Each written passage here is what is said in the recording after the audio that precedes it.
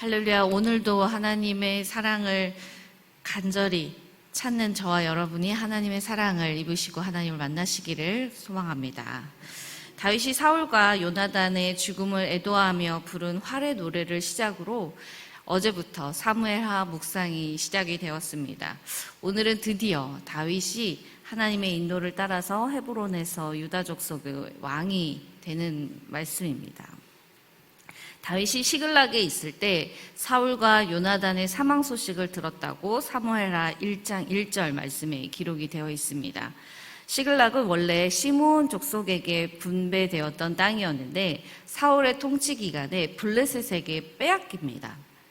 그런데 사무엘상 27장 예전의 기억을 되돌려 보시면 다윗이 자신의 가족과 자신을 따르는 무리들과 함께 망명을 했었어요. 가드왕 아기스 왕에게. 그때 가드왕 아기스가 다윗에게 주었던 곳이 있었죠.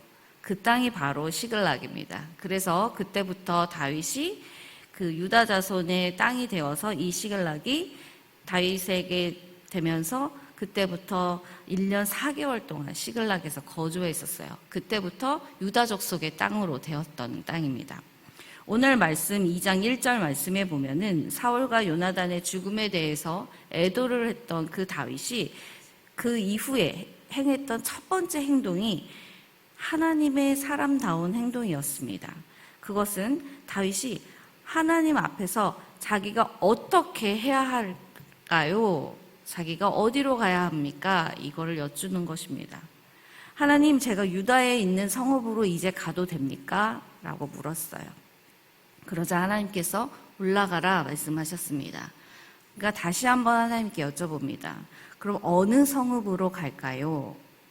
그랬더니 하나님께서 헤브론으로 가라 말씀해 주셨습니다. 그러자 다윗은 그제서야 자기의 가족과 부하들과 머물러 있었던 그 시글락 땅을 떠나서 온 무리들과 함께 헤브론에 속한 마을에서 살았다라고 기록이 되어 있습니다. 4절 말씀을 함께 읽겠습니다. 시작. 유다 사람들이 와서 거기서 다윗에게 기름을 부어 유다 족속의 왕으로 삼았더라. 어떤 사람이 다윗에게 말하여 이르되 사울을 장사한 사람은 길르앗 야베스 사람들이니이다. 아멘. 헤브론에서 살고 있는 다윗을 유다 지파 사람들이 찾아와서 기름을 부어서 우리의 왕이 되어 주십시오라고 했다는 거예요. 그리고 그런 왕으로 등극한 이 다윗을 축하하기 위해서 온 사람들이 많았겠죠? 그래서 이런 저런 이야기를 하던 중에 어떤 사람이 이렇게 얘기를 하는 거예요. 그런데 아시나요? 사울과 요나단의 그 시체를 장사해 준 사람들이 바로 길르앗 야베스 사람들이래요 라고 얘기를 한 거예요.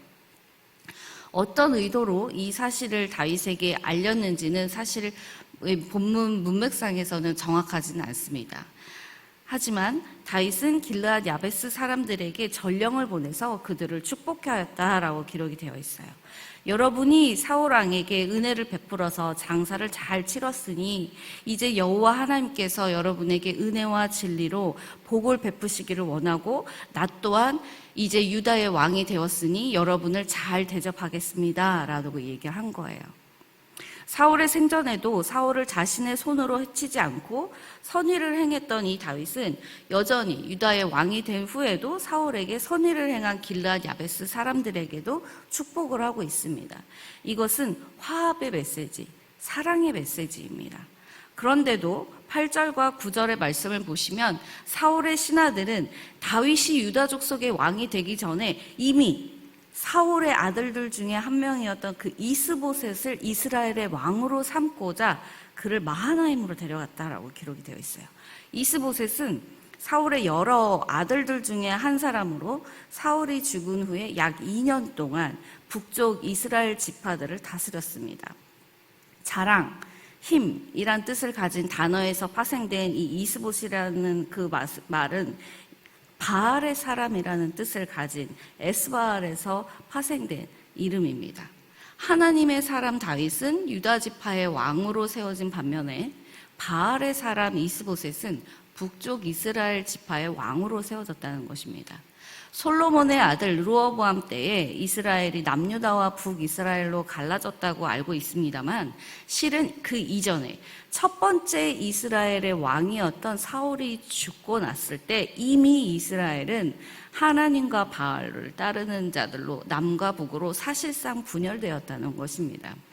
그렇게 다윗은 헤브론에서 7년 6개월 동안 유다 족속의 왕으로 지냈다라고 오늘 말씀은 기록하고 있습니다. 결론은 무엇일까요?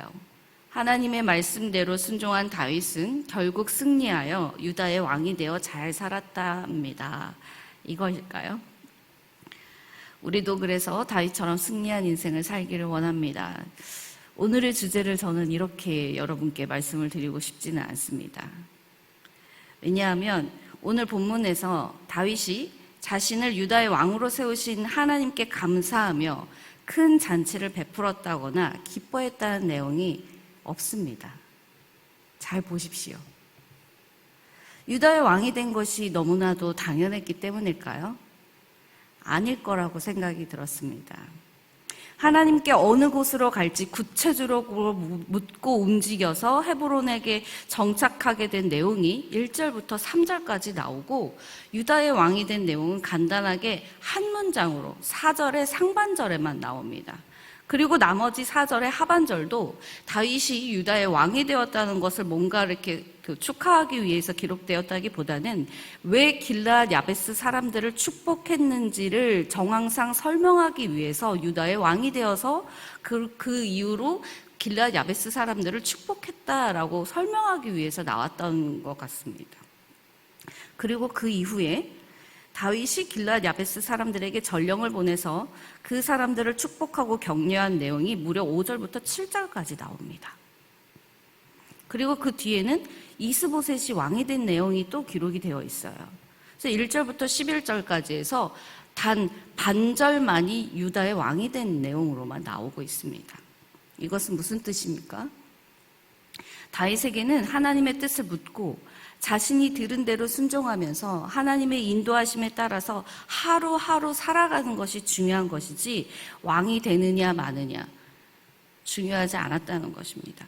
그렇기 때문에 이스보셋이 온 이스라엘의 왕이 되었을 때에도 다윗은 이스보셋하고 라이벌이 되지 않았어요. 그런데도 불구하고 다윗은 이스라엘의 전체 왕권을 놓고 대적하지 않았다는 거예요. 능력이 있음에도 불구하고 겸손하게 헤브론에서 7년 6개월 동안 유다의 왕으로 지냈다라고 기록한 말이 바로 그 시간을 그냥 지냈다라는 이야기입니다. 어떻게 그럴 수 있었을까요? 다윗은 하나님의 뜻을 구하는 사람, 하나님께 기도하는 사람이었기 때문이라고 생각합니다. 많은 분들이 저에게 물어보세요. 목사님, 하나님의 응답을 받는 기도는 어떻게 하는 건가요? 그게 하나님의 응답인지 아닌지 어떻게 구분할 수 있나요? 저는 잘 모르겠는데 그냥 하나님이 딱 명확하게 이거다라고 이렇게 귀에다가 대놓고 얘기해 주시면 안 돼요 라고 말씀하시는 분들이 계세요. 그렇죠. 오늘 말씀처럼 하나님께서 올라가라, 어디로 갈 거야? 헤브론으로 가라, 이렇게 막 말씀해 주시면 우리가 하나님의 뜻에 순종하지 않을 이유가 뭐가 있겠어요? 말씀하시는 대로 하면 되는데 어렵지 않잖아요.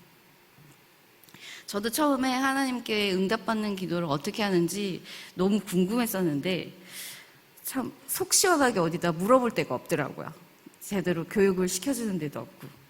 그럼 우리는 어떻게 해야 다윗처럼 하나님으로부터 명확하게 응답을 받을 수 있을까요? 저는 그 해답이 지난 수요일 때 제가 주기도문 설교했었던 그 친밀감이라고 생각합니다. 조금 더 부연 설명하자면 간절함에서 우러나오는 친밀감이라고 생각합니다. 예를 들어서 생각이 났어요. 저 예전에 어렸을 때 군부대 방문하는 프로그램에서 내 어머니를 맞추는 프로그램이 있었어요. 뽀빠이 이상영 씨가 이렇게 군부대 장병들을 방문해서 어머니가 이렇게 안막 속에서 목소리만 나오죠. 실루엣만 나오면서 아들 막 부르면서 이렇게 설명해요. 그럼 우리의 어머니라고 생각하는 분 나오십시오. 그럼 아들들이 막 올라갑니다. 근데요, 제가 한번 기억이 나는 게 있어요. 아들이 안 올라온 거예요. 근데 아들들은 엄마를 맞추기도 하고 못 맞추기도 하는데 엄마는 알더라고요. 이 중에 우리 아들 목소리가 없다. 우리 아들이 있다. 다 맞추더라고요. 그게 어떻게 가능할까요?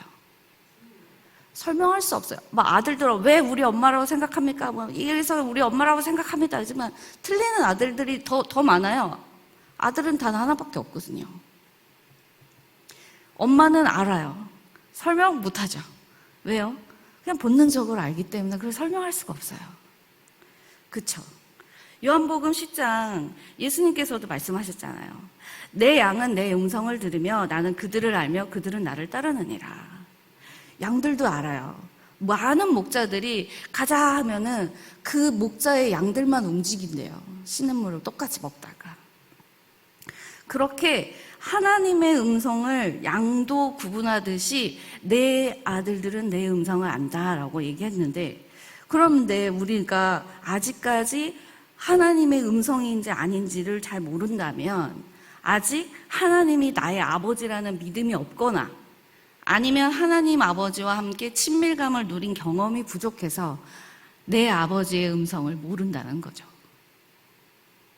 그러면 하나님께 응답받는 기도를 드리는 우리의 태도는 달라져야 할 것입니다. 뚜루루루루 모르스부호를 암호를 막 해독하는 법을 알듯이 하나님의 음성을 구분하는 법을 그렇게 공부를 하는 것이 아니라, 내가 진짜 하나님을 아버지로 받아들이고 있는가? 내가 하나님 아버지와 기도를 한다고 대화를 한다고는 했지만 내가 이거 달라 저거 달라 내 말만 하고 하나님 아버지의 음성을 들어본 적은 없지는 않아. 한번 돌아봐야 할 것입니다. 그리고 깨달았다면 이제부터라도 하나님 아버지와 친밀한 기도로 아버지의 음성을 많이 들으시면 됩니다. 그렇게 함께 하는 시간들이 쌓이고 쌓이다 보면 그냥 듣기만 해도 이게 우리 하나님 아버지의 음성이야 라고 깨닫게 되실 겁니다. 여러분, 그래야 이 마지막 때에 미혹의 영에 속지 않을 수 있습니다. 잠언 8장 17절 말씀입니다. 나를 사랑하는 자들이 나의 사랑을 입으며 나를 간절히 찾는 자가 나를 만날 것이니라. 아멘. 사랑하는 법한교회 성도 여러분, 오늘도 하나님을 간절히 찾는 저와 여러분이 하나님의 사랑을 입어 하나님을 만나는 시간이 되시기를 간절히 소망합니다. 아멘. 기도하겠습니다. 사랑의 하나님, 오늘도 하나님을 어떻게 믿고 어떻게 따라야 하는지 말씀을 통해 깨닫게 하여 주시니 감사합니다. 세상에서 내가 누리면서 잘 살기 위해, 내가 힘을 가지기 위해, 내가 원하는 것들을 하나님께 아뢰기 위해, 원수들을 대적하고 승리하기 위해서 하나님께 기도하는 것이 아니라 온전히 하나님의 뜻을 구하고 그 뜻을 이 땅 가운데 이루어드리기 위해서 하나님께 기도하는 저희들이 되기를 소망합니다. 하나님의 뜻을 이루어드려 이 땅 가운데 하나님의 나라가 임하게 되기를 간절히 소망합니다. 그렇게 행하실 하나님을 기대하며 우리를 구원해 주신 예수님의 이름으로 기도드립니다. 아멘.